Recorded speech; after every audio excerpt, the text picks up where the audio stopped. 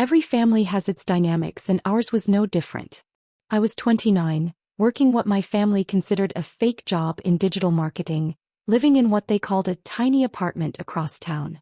My older brother Marcus had the corporate lawyer position they understood, the house in the suburbs they respected, and the wife who impressed them at gatherings. I had learned long ago to keep my financial situation private. When I started my digital agency 3 years earlier, the family dismissed it as playing on the computer.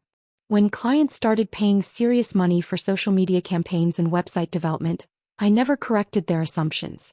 When the business grew to 6 figures annually, then multiple 6 figures, I maintained the same humble demeanor that had protected me from their expectations my entire childhood.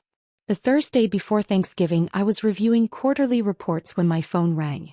"Sarah, you're bringing dessert tomorrow," Mom announced without preamble. "And make sure it's store-bought. We don't want another disaster like your homemade attempt last year." "Of course," I replied, marking another payment in my financial tracking spreadsheet.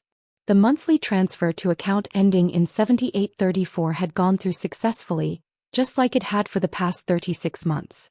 "And dress appropriately," she continued. "Marcus is bringing his new client, and we want to make a good impression. Try not to mention that job of yours." That evening, I selected a simple black dress from my closet, nothing that would draw attention or questions about where I could afford such things. I had learned to dress down for family events, to maintain the image they had of me as their struggling youngest daughter who couldn't quite get her life together. The drive to their house in Maple Heights took 25 minutes from my downtown apartment. I had specifically chosen to live in the city, in a building they would consider sketchy, to maintain their perception that I was barely scraping by. The truth was, my loft was in one of the most expensive districts with floor-to-ceiling windows and a view of the river, but they never visited to see it. I arrived at exactly 5:30, carrying a pumpkin pie from the bakery they preferred. The house looked immaculate as always. Mom had repainted the living room again, installed new hardwood floors in the dining room, and upgraded the kitchen appliances since my last visit. The renovations were beautiful and expensive. "There she is," Dad called out as I entered. "Our little entrepreneur." The word dripped with gentle mockery, the way he might describe a child's lemonade stand. Marcus stood by the fireplace, wearing a suit that probably cost more than most people's monthly rent, talking animatedly with a distinguished older man in an equally expensive outfit. "Sarah," Marcus called out. "Come meet Mr. Peterson. He's thinking about some marketing for his firm." Mr. Peterson extended his hand politely, though I could see the dismissal in his eyes when he took in my simple dress and understated appearance. "Nice to meet you. Marcus tells me you do some computer work."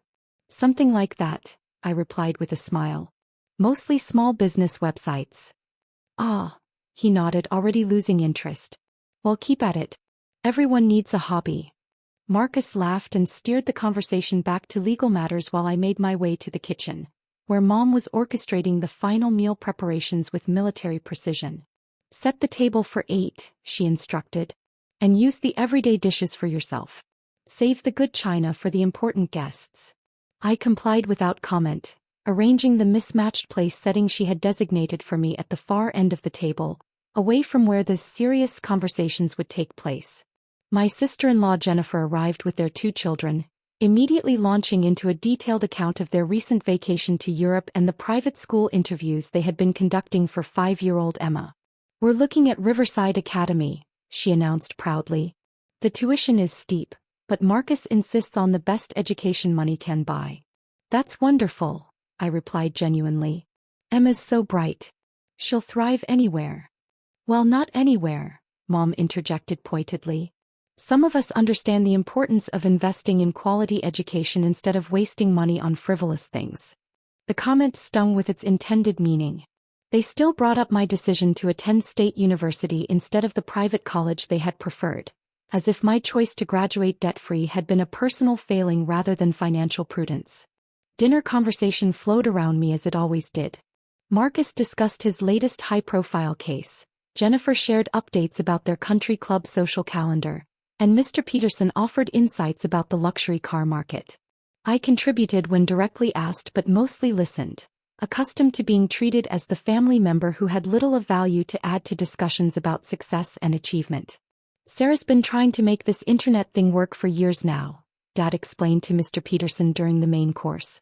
We keep hoping she'll find something more stable. The gig economy is tough, Mr. Peterson replied sympathetically. My daughter went through a similar phase before she settled down with a real career. Exactly, Mom agreed, refilling his wine glass.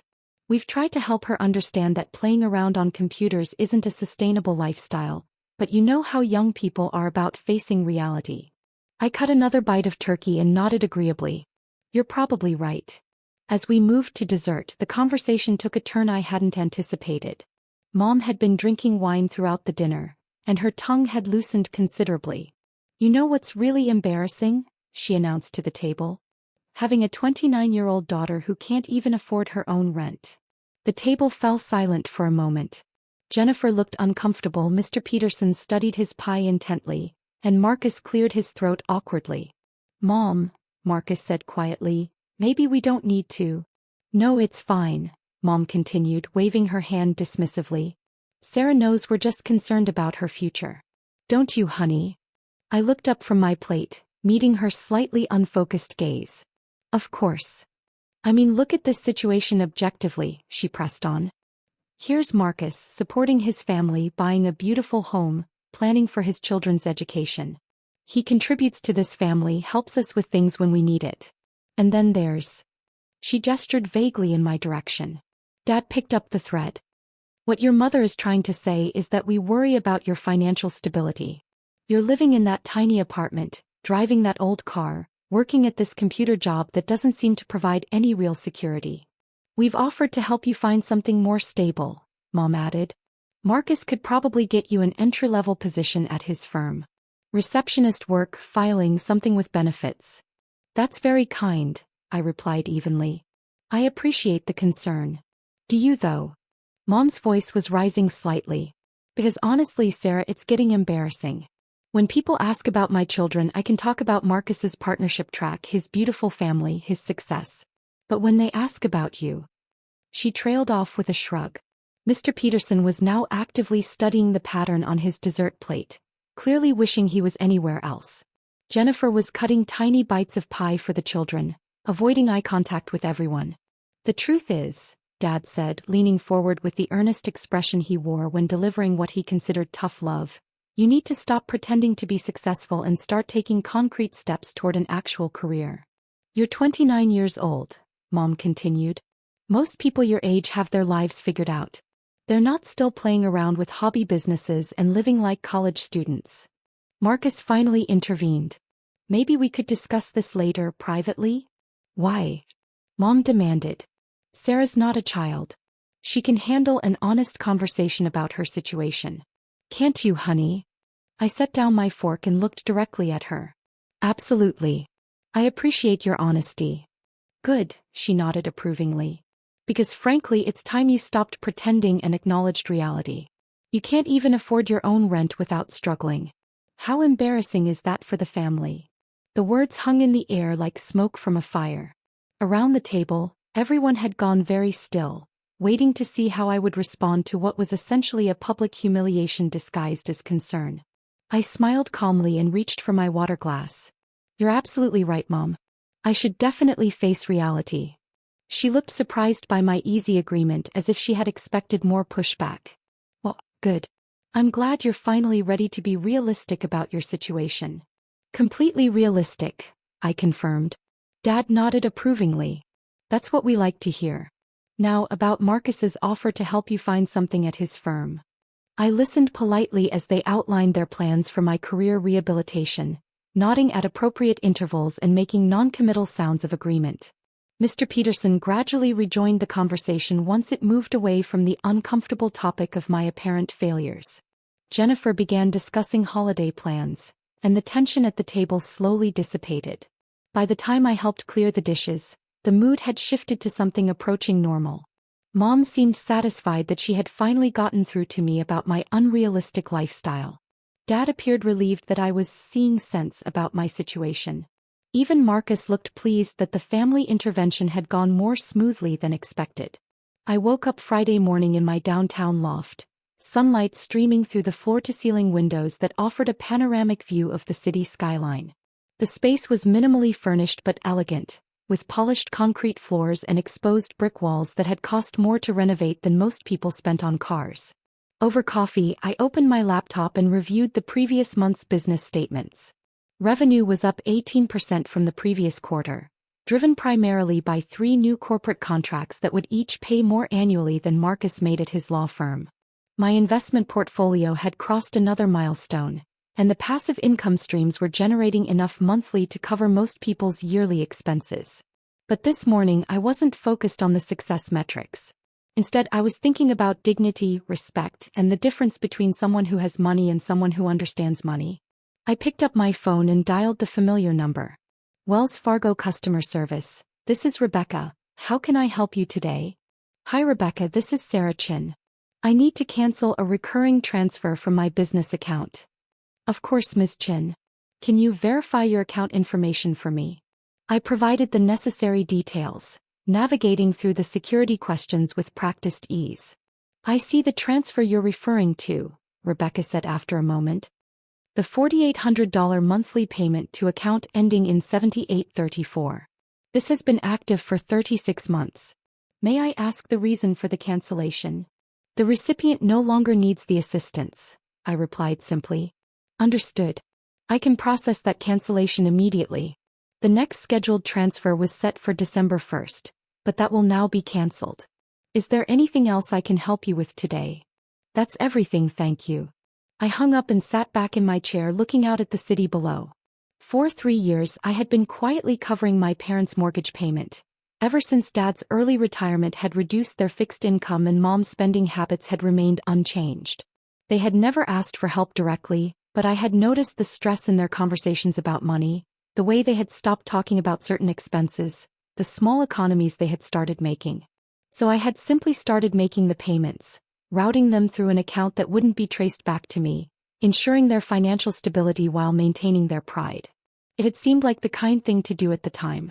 3 years of payments, $172,800, transferred quietly from my business account to their mortgage company, enabling them to keep the house they loved while believing they were managing on their own. 3 years of listening to them worry about my financial stability while I subsidized theirs. 3 years of being lectured about money management by people whose mortgage I was paying. My phone buzzed with a text message from my assistant. The Henderson Industries contract is finalized. First payment of $85,000 hits Monday. Also, TechFlow wants to discuss a 6-month retainer. Potential $200,000 total. I smiled and typed back, schedule the TechFlow call for Tuesday. And push back the Wilson meeting to next week. Then I made myself a second cup of coffee and settled in to work on the Morrison campaign, a project that would net more than my parents had paid for their house when they bought it 15 years ago. Around noon my phone started ringing. I ignored the first call when I saw Mom's name on the display, figuring she wanted to continue our conversation from the previous evening about my career prospects. The second call went to voicemail as well. By the third call I was curious enough to answer. Sarah. Mom's voice was higher than usual, with an edge of panic that immediately caught my attention. Thank goodness. I've been trying to reach you. What's wrong? I just got the strangest call from the mortgage company. They're saying our automatic payment was cancelled, but that's impossible because we never set up an automatic payment. Dad handles all the bills manually. I set down my coffee cup. That does sound strange. The woman on the phone kept insisting that someone from our household had called to cancel a monthly transfer, but Dad never set up any kind of transfer. We've always just mailed in the check every month. I said noncommittally. But here's the really weird part, Mom continued, her voice rising with confusion. She said the payment that was cancelled was for $4,800, which is exactly what our mortgage payment is. How would some random automatic payment be for the exact same amount? That is odd, I agreed. Dad is on hold with them right now trying to figure out what happened. They're saying the payment has been coming from some business account for the past 3 years, but that makes no sense. What business would randomly pay our mortgage? I could hear Dad's voice in the background, becoming increasingly agitated as he spoke with customer service. Sarah, this is really strange. The timing is so weird too, right after our conversation yesterday about financial responsibility. It's like some bizarre coincidence. Coincidences happen, I said mildly. But $4,800, Sarah. For 3 years. That's... I could almost hear her doing the math. That's over $170,000. What kind of business just randomly pays someone's mortgage for 3 years? Dad's voice in the background was growing louder. I caught fragments. No authorization. And, never requested. And, need to investigate this immediately. Mom, I said gently, maybe you should focus on figuring out what your mortgage situation actually is going forward. What do you mean? I mean, if someone was helping with your mortgage payments and now they're not, you'll need to make arrangements to cover that payment yourselves. There was a long pause. Sarah, do you know something about this? I know that mortgage payments don't make themselves, I replied. And if you've been getting help that you weren't aware of, you'll need to plan accordingly now that the help has stopped. Another pause, longer this time. In the background, Dad's voice had gone quiet. Sarah, Mom said slowly, this business account, you don't think it could have been? Could have been what? I mean, you work with business accounts, right? For your computer thing. I do work with various business accounts, yes. And you would know how to set up automatic payments? That's a pretty basic banking function, Mom. Most people know how to do that. I could hear her breathing on the other end of the line, processing the implications of what she was beginning to suspect. Sarah, she said very quietly, have you been paying our mortgage? Have I been paying your mortgage? Don't play word games with me. Have you been sending money to our mortgage company? I took a sip of coffee and looked out at the city skyline. Mom, you just told me that you can't even afford your own rent. How could I possibly be paying someone else's mortgage? She started, then stopped. But Sarah, if you were, hypothetically, if you had been. Mom, I said gently, I think you need to focus on what happens next, not what might have happened before. That afternoon my phone rang constantly. First Mom, then Dad, then Mom again. I let most of the calls go to voicemail, but I listened to each message. Sarah, we need to talk. The mortgage company confirmed that the payments were coming from a business called Chin Digital Solutions. That's your company, isn't it? Please call me back. Sarah, it's Dad. I've been looking at our bank statements and you're right, we never set up automatic payments. Someone else was making them for us. We need to understand what's been happening here. Honey, please call me back. I'm starting to understand what you meant yesterday about facing reality, and I think we need to have a very different conversation. By evening I finally answered when Mom called for the 7th time. Sarah, please, we need to talk. What would you like to discuss? You've been paying our mortgage, haven't you? For 3 years. Mom, you made it very clear yesterday that I can't even afford my own rent. How could I possibly be paying your mortgage? Sarah, please stop. I know it was you. Chin Digital Solutions is your company. The payments started right after Dad retired and we were worried about making ends meet. You somehow knew we were struggling and you just started paying for us. That would be quite generous of someone who can't afford her own rent. Sarah. Her voice was small now, very different from the confident tone she had used at dinner. I owe you an apology. For what? For everything I said yesterday. For every time I've made assumptions about your financial situation. For treating you like a failure when you've been taking care of us. I was quiet for a moment, letting the weight of her words settle. Mom, what's your mortgage payment going to be next month? $4,800, she said quietly. And do you and Dad have $4,800 to pay it? A longer pause. We're not sure. We'll have to look at our budget, maybe make some changes. What kind of changes? I don't know yet. Cut back on some expenses, maybe look into refinancing or... Her voice trailed off as the full reality began to hit her. Mom, I said gently, when you were lecturing me about financial responsibility yesterday, were you able to make your mortgage payment without help? No, she whispered. And when you were talking about how embarrassing it is to have a daughter who can't afford rent, were you paying your own bills? No. So when you told Mr. Peterson that I was the family member who couldn't contribute anything meaningful, what exactly were you contributing? Silence. Sarah, I'm so sorry. I had no idea. Why didn't you tell us? Tell you what? That while you were publicly humiliating me for being financially irresponsible, I was privately covering your financial irresponsibility. That's not... We weren't being irresponsible. Dad's retirement income is just lower than we expected, and with inflation. Mom, there's nothing wrong with needing financial help. But there's something very wrong with needing financial help while lecturing other people about financial responsibility. Over the next week, the reality of their situation became increasingly clear. Without the mysterious mortgage payment they had unknowingly been receiving, Mom and Dad were facing a monthly shortfall of nearly $5,000 when all their expenses were calculated. Dad called on Tuesday. "Sarah, we've been going through our finances with a fine-tooth comb. Without that mortgage payment, we can't make ends meet. What are your options?" "We're not sure yet. Maybe we could take out a home equity loan to cover the difference, or look into refinancing, but our income-to-debt ratio isn't great for getting approved." "What about cutting expenses?" "We're looking at that too. Mom's already talking about canceling some subscriptions and cutting back on groceries. But even with significant cuts, we're still short." "What about getting help from Marcus? He seems to be doing well financially." Pause.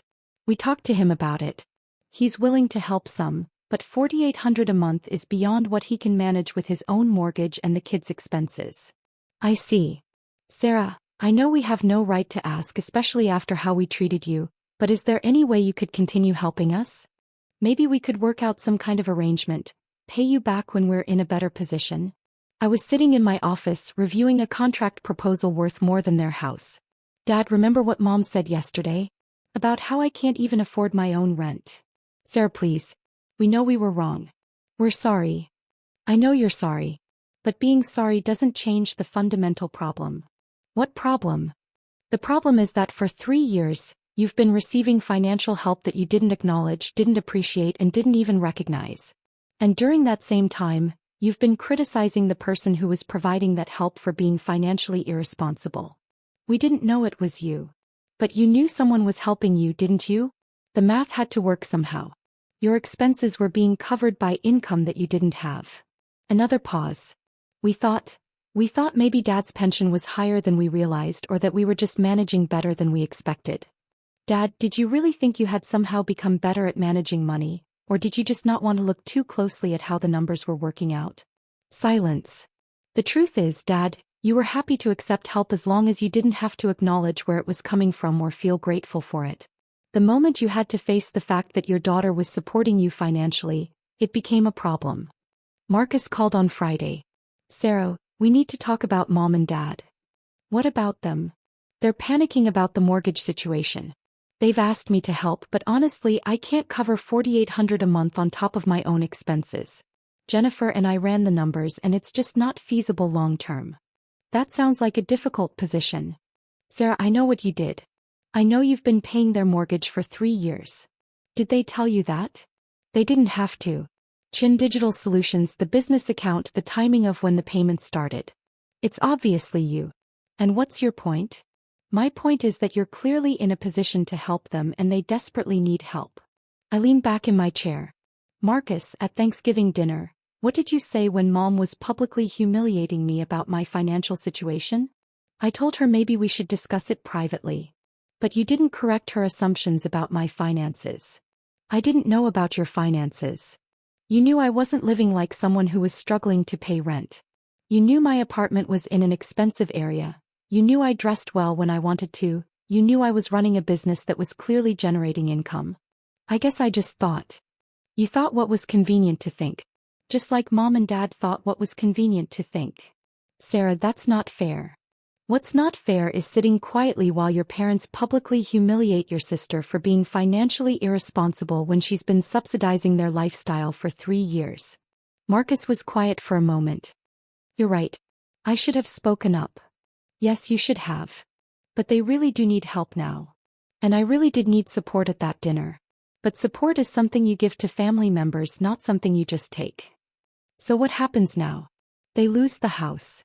"Marcus, what happens now is that they face the same financial reality that every other adult faces. They need to make sure their expenses don't exceed their income." "But you could help them." "I could. But the question is whether help is something you give to people who respect you or something you give to people who don't." That weekend I made a decision. I drafted an email to my parents and Marcus. "Mom, Dad, and Marcus, I want to be clear about the situation going forward. For the past 3 years, I have been making your mortgage payments from my business account. This was not a loan, it was a gift, given out of love and respect for you as my parents. The total amount was $172,800. I stopped making these payments because on Thursday night, you made it clear that you view me as a financial burden and an embarrassment to the family. You specifically stated that I can't afford my own rent and that my lifestyle is unrealistic and unsustainable. I realize that continuing to financially support people who have such a low opinion of my financial capabilities would be inconsistent with your assessment of my situation. Going forward, you will need to make arrangements to cover your mortgage payments yourselves. If you need help understanding your options, I recommend speaking with a financial advisor or credit counselor. I wish you the best in resolving your financial situation. I read the email 3 times before sending it. It was professional, clear, and final. My phone started ringing 20 minutes after I hit send. I let it go to voicemail. Sarah, please, we can work this out. We understand now how wrong we were. Please call us back. The next call was from Marcus. Sarah, this is crazy. They're your parents. You can't just cut them off like this. The third call was Dad. Sarah, I'm begging you. We made a mistake. We're sorry. Please don't punish us for one bad evening. I turned off my phone and made myself dinner. Spring arrived early that year.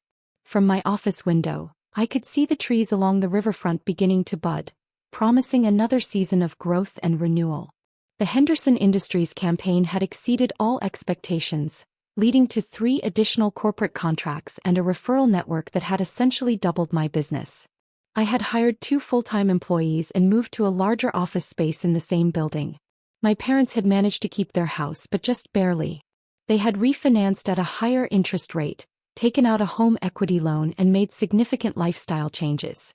Mom had gotten a part-time job at a local boutique. Dad had started doing consulting work with his former company. Marcus was helping them with $500 a month, which was what he could realistically afford. We had spoken twice since Thanksgiving. Once in January, when Mom called to tell me they had figured out their financial situation and didn't need my help anymore. Once in March, when Dad called to say they were proud of me for building a successful business and that they hoped we could repair our relationship. Both conversations were polite and distant. They felt like the kind of conversations you have with acquaintances, not family members. I wasn't angry anymore. Anger requires a kind of investment in the relationship that I no longer felt capable of making. Instead, I felt something closer to indifference, which was somehow worse. The truth was, I had learned something about myself that I hadn't expected. I had always believed that love and support should be unconditional, that family meant being there for each other regardless of circumstances. But I discovered that respect was not optional for me. I could love people who didn't respect me, but I could not support them. On a Thursday in April, I got a call from Jennifer. It was unusual enough that I answered immediately. Sarah, I hope you don't mind me calling directly. Not at all. What's up? I wanted to thank you. For what? For what you taught our family about respect. I was quiet, waiting for her to continue. Marcus told me what really happened at Thanksgiving, about the mortgage payments, about everything you had been doing for his parents. And I realized that we had all been making the same mistake. What mistake? We were taking your kindness for weakness. Your generosity for inability. Your discretion for failure. Jennifer. No, let me finish. Emma asked me last week why Aunt Sarah doesn't come to family dinners anymore. And I realized I didn't have a good answer that didn't make us look terrible. I smiled despite myself. What did you tell her? I told her that sometimes adults make mistakes that hurt the people they love, and sometimes those mistakes have consequences that last longer than we expect them to. That's a good lesson for a 5-year-old. It's a good lesson for all of us. Sarah, Marcus and I would like to invite you to dinner sometime. Just us and the kids. No agenda, no family drama, just a chance to get to know each other better. I thought about it for a moment. I'd like that. Good. And Sarah? What you did, stopping the payments, making them face reality, it was the right thing to do. They needed to understand what they had lost. After we hung up, I sat in my office looking out at the city. Jennifer was right about one thing. There were lessons here for everyone. For my parents, the lesson was about gratitude, respect, and the difference between supporting someone and enabling them. For Marcus, the lesson was about standing up for family members who deserve support, even when it's uncomfortable. For me, the lesson was about boundaries, self-respect, and the difference between helping people and allowing people to take advantage of your help. But perhaps the most important lesson was this: financial support without emotional support is just a business transaction. And business transactions can be cancelled at any time. I picked up my phone and called Jennifer back. "How does Saturday evening sound for dinner?" "Perfect," she said. "I'll make Emma's favorite pasta." "And Jennifer? Thank you for understanding. Thank you for teaching us." As I hung up, I realized that some relationships could be repaired, some boundaries could be redrawn, and some family dynamics could be changed. Not all of them, but some of them. And sometimes that was enough.